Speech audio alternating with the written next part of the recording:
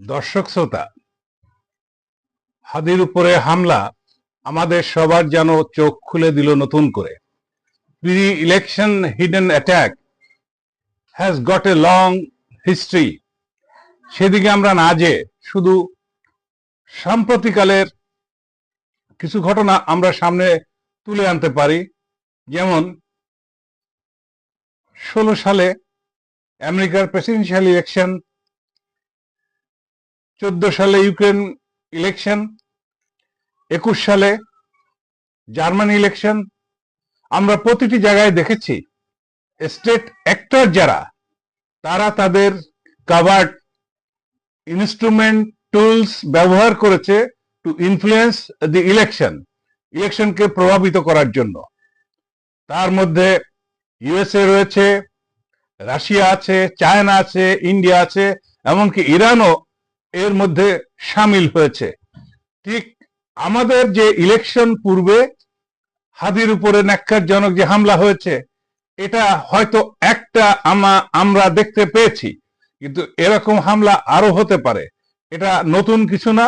সারা বিশ্বে যেখানেই কোনো অ্যাক্টররা মনে করে তাদের প্রভাব বিস্তার করা প্রয়োজন, কোন সরকার কোন দেশের স্বার্থ ব্যাঘাত সৃষ্টি করছে, তাদের ইচ্ছা পূরণ করছে না, তখন এই অ্যাক্টররা বাইরে থেকে তারা এই নির্বাচনকে ইনফ্লুয়েন্স করার জন্য, যেটা প্রি ইলেকশন হিডেন অ্যাটাক বলা হয়, অর্থাৎ গুপ্ত হামলা যেটা আমরা বাংলায় বলতে পারি, এইটাকে আমরা সামনে রেখে একটু ঝেড়ে আমাদের নিরাপত্তা বলয়কে সাজাতে হবে।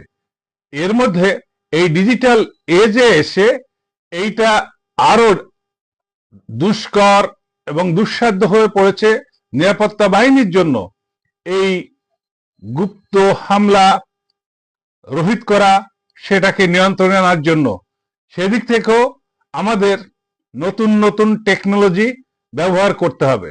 সবকিছু মিলে বলা যায় যে সামনে ইলেকশন, আমাদের নিরাপত্তা যে অ্যাপারেটাস সেগুলাকে আরো সতর্ক হতে হবে। শুধু নিরাপত্তা বাহিনীর উপরে, গোয়েন্দা বাহিনীর উপরে নির্ভর করে আমরা কিন্তু এই যাত্রায় পার পাবো না। একটা প্রশ্ন এখানে আসে, কেনই বা এই ধরনের গুপ্ত হামলা চালানো হয়? তার একটা উদ্দেশ্য, সরকারকে ডিসক্রেডিট করা। সরকার যে একটা বিশ্বাসযোগ্য নির্বাচন করতে পারছে সেটা ডিসপ্রুভ করার জন্য, সেটা মানুষের সামনে তুলে ধরা যে সরকার সঠিকভাবে নির্বাচন করতে পারছে না।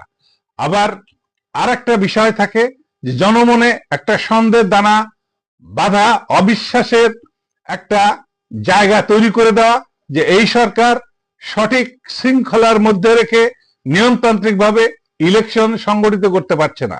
ইলেকশনটা এতই গুরুত্বপূর্ণ যে সকল মানুষের ম্যান্ডেট নিয়ে যখন একটা সরকার গঠিত হবে, তখন মানুষের সচেতন অবচেতন মনে মানুক না মানুক, বিরোধিতা করুক, কিন্তু নৈতিকতার দিক থেকে সেটা ইন্টারনাল এক্সটার্নাল, দেশের মধ্যে বা দেশের বাইরে সকলের কাছে গ্রহণীয় হবে যে দেশের মানুষের ম্যান্ডেট নিয়ে সরকার গঠিত হয়েছে, সে সরকার অত্যন্ত শক্তিশালী এবং সারা বিশ্বের সমর্থন পাবে। তারা আইন করতে পারবে, দেশকে সঠিকভাবে পরিচালিত করতে পারবে। সেইটা যাতে না করতে পারে, তার জন্য এই অ্যাক্টর যারা তাদের স্বার্থ থেকে বঞ্চিত হচ্ছে, তারাই এ ধরনের কাজ, এ ধরনের হামলা চালাতেই থাকবে। আর সরকারকে আরো সতর্ক হতে হবে। শুধু সরকার নয়, রাজনৈতিক দল, দেশের জনগণ সকলেই সচেতন হতে হবে, যাতে করে ঐক্যবদ্ধভাবে আমাদের একটা ভালো নির্বাচন অনুষ্ঠিত হতে পারে, যে নির্বাচনের মাধ্যমে দেশের নিরাপত্তা, সার্বভৌমত্ব, স্বাধীনতা, অখণ্ডতা সবকিছু মিলিয়ে আমরা সুখে শান্তিতে থাকতে পারি। ধন্যবাদ।